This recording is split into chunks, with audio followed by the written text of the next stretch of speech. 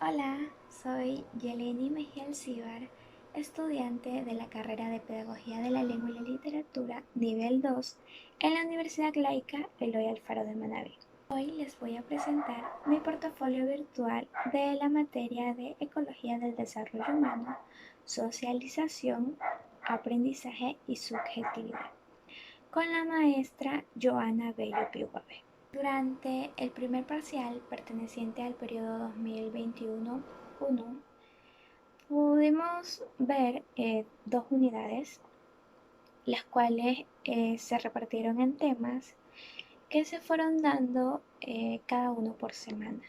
La primera unidad se llama Campo Disciplinar de la Psicología del Desarrollo. Aquí tuvimos tres temas: estudio del desarrollo infantil, conceptos básicos, influencias sobre el desarrollo, herencia, ambiente y maduración. Y por último, epistemología de la psicología del desarrollo. En la unidad número 2, que fue el proceso de maduración y desarrollo, desarrollo físico y salud, influencia de las condiciones biológicas y socioafectivas durante la infancia, niñez temprana y niñez media.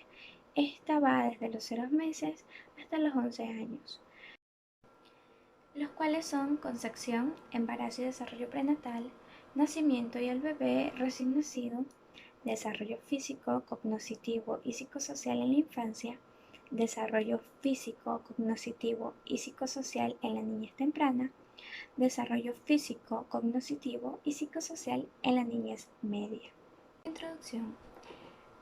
Considero que la materia de ecología del desarrollo humano, socialización, aprendizaje y subjetividad es importante en la educación. Esto es porque nosotros como futuros docentes se hace necesario conocer el desarrollo, tanto físico como cognitivo y a la vez psicosocial. Esto va a permitir que comprendamos de una forma más profunda los comportamientos de nuestros futuros estudiantes, para lograr resolver las dificultades también futuras. A su vez, permite conocernos más como personas y el porqué de nuestras actitudes, ya que se suelen tomar ejemplos propios y de nuestro entorno. O sea, durante la clase tomamos ejemplos propios y ejemplos de nuestro entorno social. Esto nos ayuda a comprender mucho mejor los temas de las clases. Por estos motivos, durante el primer parcial hemos estudiado el libro de desarrollo humano de Diane Papalia y de Wenkos. El estudio del desarrollo infantil, conceptos básicos.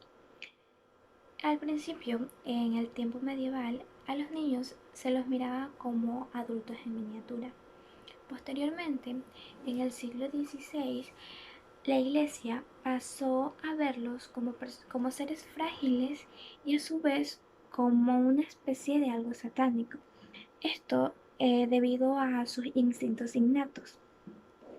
Por esto creían y tenían que ser disciplinados, tenían que disciplinarlos.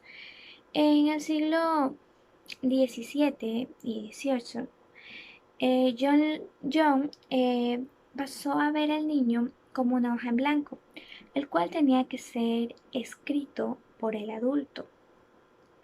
Aquí reafirma un poco más lo de la iglesia, que tenía que ser disciplinado, pues acá quien lo encamina al niño es el adulto.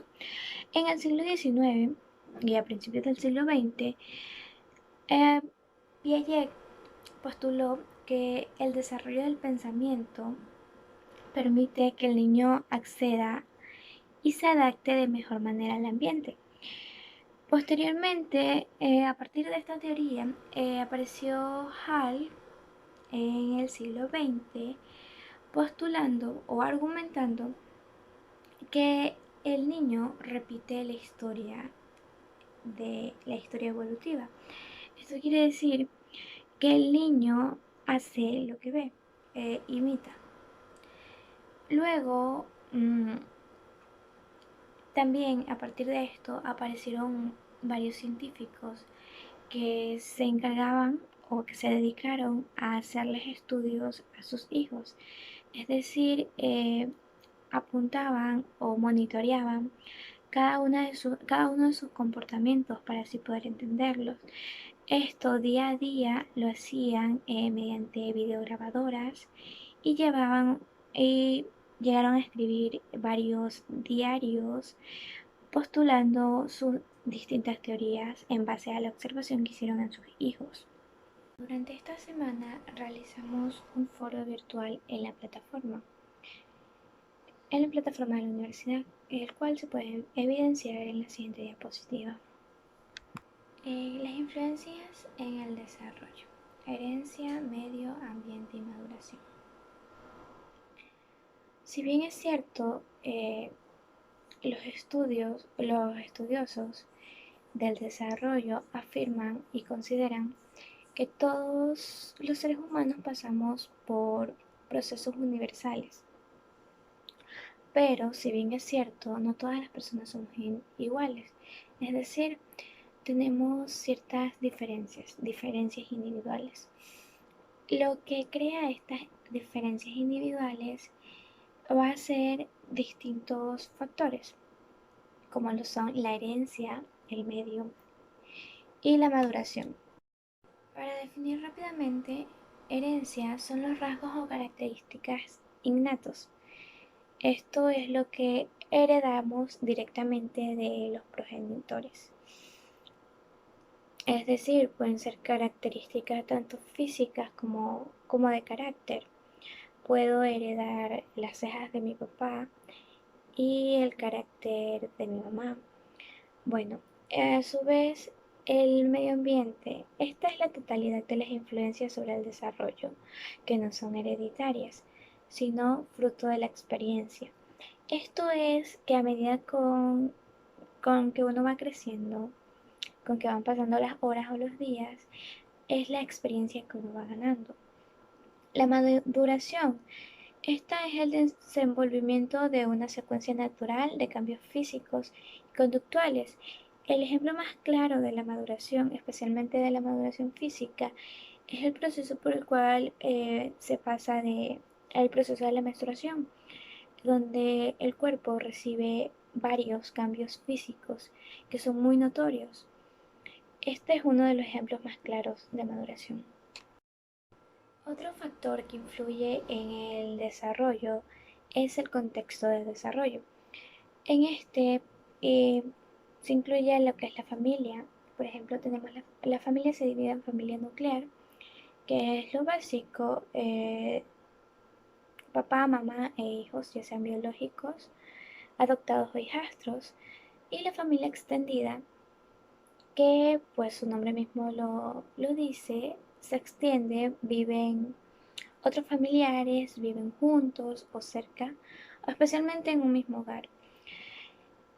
Todas estas actitudes, las actitudes que se captan, que se aprenden, que se observan, crean e influyen en el desarrollo y en sus características individuales. En esta semana también realizamos la portada de nuestro libro personal.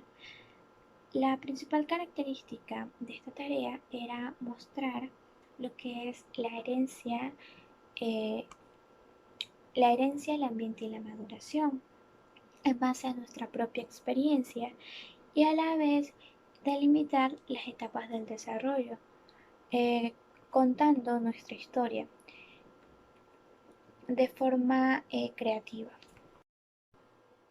El enfoque del desarrollo del ciclo vital de Paul Baltes. Él y algunos de sus colegas delimitaron 7 principios fundamentales de un enfoque del desarrollo del ciclo vital. El primero es que el desarrollo dura toda la vida. Segundo, el desarrollo es multidimensional, es decir, ocurre en muchas dimensiones. El desarrollo es multidireccional. Esto va a depender del área en que la persona avanza. Las influencias relativas de la biología y la cultura cambian durante el ciclo vital. El desarrollo muestra la plasticidad Muestra muchas capacidades, a su vez muestra la memoria, la fuerza, la resistencia y la manera en que el entrenamiento y la práctica mejora eh, sin importar la edad. El contexto histórico y cultural influye en el desarrollo. Toda persona se desarrolla en múltiples contextos. Estos van a influenciar en su manera tanto de pensar como de actuar. Entre las cuestiones teóricas básicas tenemos 5 perspectivas teóricas del desarrollo humano. La primera es la perspectiva psicoanalítica, luego la perspectiva de aprendizaje, la perspectiva cognitiva, la contextual y la evolutiva. Con la perspectiva psicoanalítica fue creada por Sigmund Freud. En sí se basa en que el desarrollo es modelado por fuerzas inconscientes, las cuales motivan la conducta humana.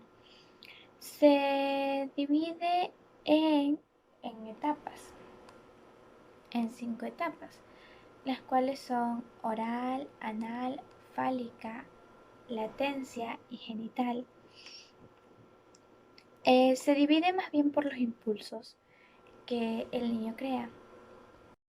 Bueno, la teoría de Sigmund Freud es la del desarrollo psicosexual, mientras que Erik Erikson desarrolló la teoría del desarrollo psicosocial.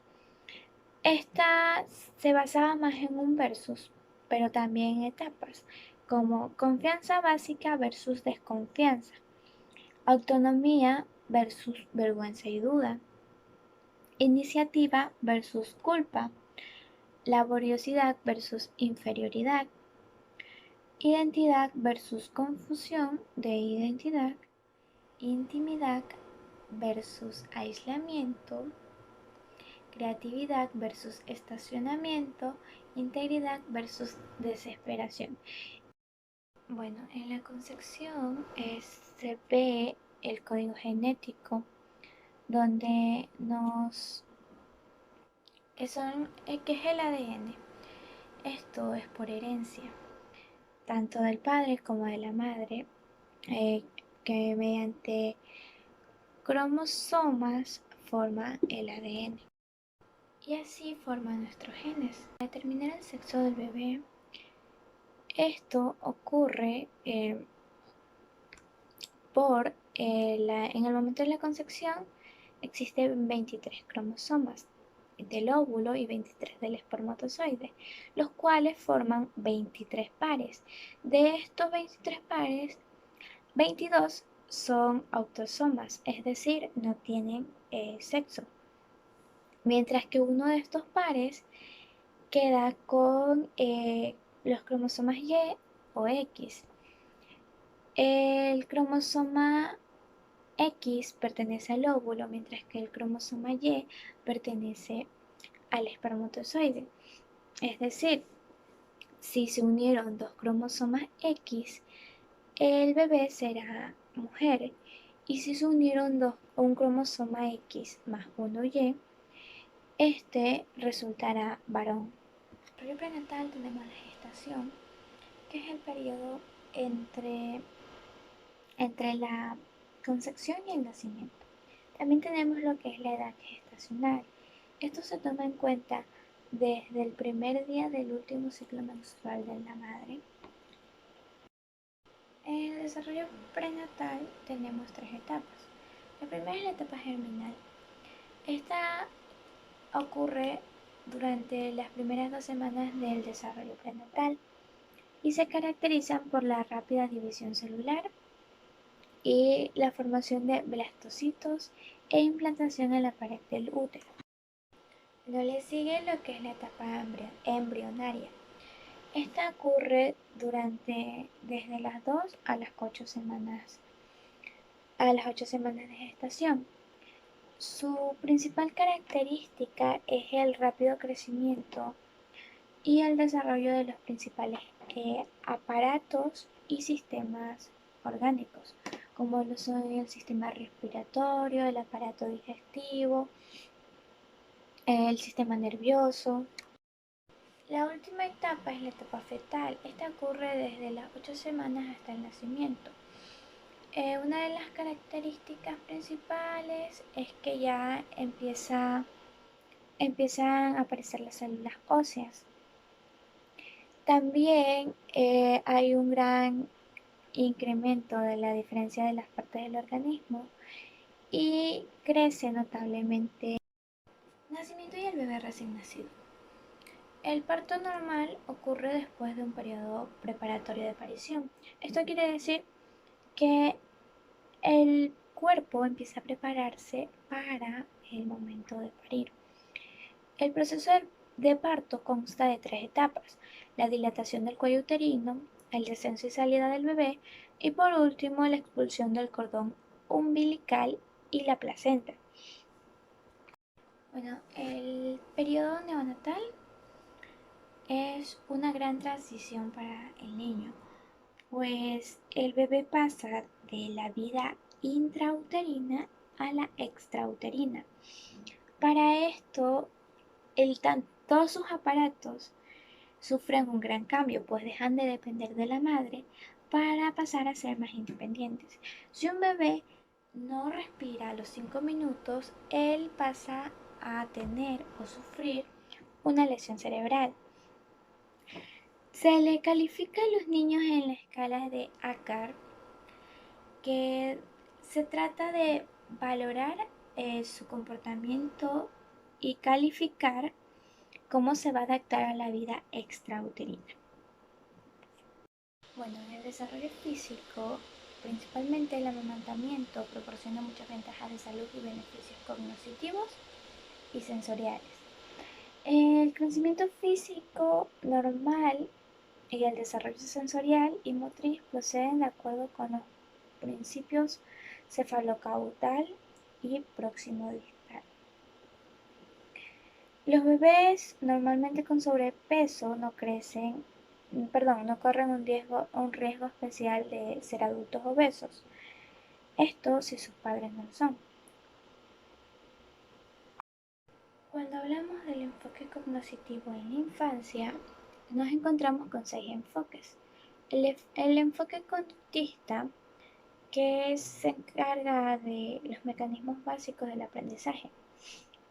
Estos son el condicionamiento clásico y el condicionamiento operante. También tenemos el enfoque psicométrico, que son las pruebas de desarrollo e inteligencia, como las pruebas psicométricas o las de desarrollo. También aquí influye el entorno familiar, que afecta a la inteligencia medida. El otro enfoque, también tenemos el enfoque piagetiano. Este se encarga de la etapa sensoriomotriz, donde para Piaget los esquemas de los niños adquieren niveles de elaboración mucho más elaborados. Pasan por las reacciones circulares primarias, secundarias y terciarias. También está el enfoque del procesamiento de la información, que es las percepciones y representaciones. Los indicadores de la infancia del procesamiento de información de los infantes, como la velocidad de habituación, pronostican la inteligencia posterior. El desarrollo físico, cognitivo y psicosocial en la niñez temprana. Bueno, aquí podemos observar en los aspectos del desarrollo físico que el crecimiento continúa, sin embargo es menos notorio y es mucho más lento, que en la niñez, que en la infancia. A su vez los patrones de sueño cambian. También hay otros influyentes como lo son la salud y la seguridad y enfermedades y las lesiones graves. Desarrollo físico y cognitivo y psicosocial en la niñez media. Aquí en la niñez media, al igual que en la niñez temprana, se ocurre distintos cambios físicos, como es el crecimiento y el peso. Si en la niñez temprana ya ya era más lento, pues en la niñez temprana, perdón, en la niñez media es mucho más lento.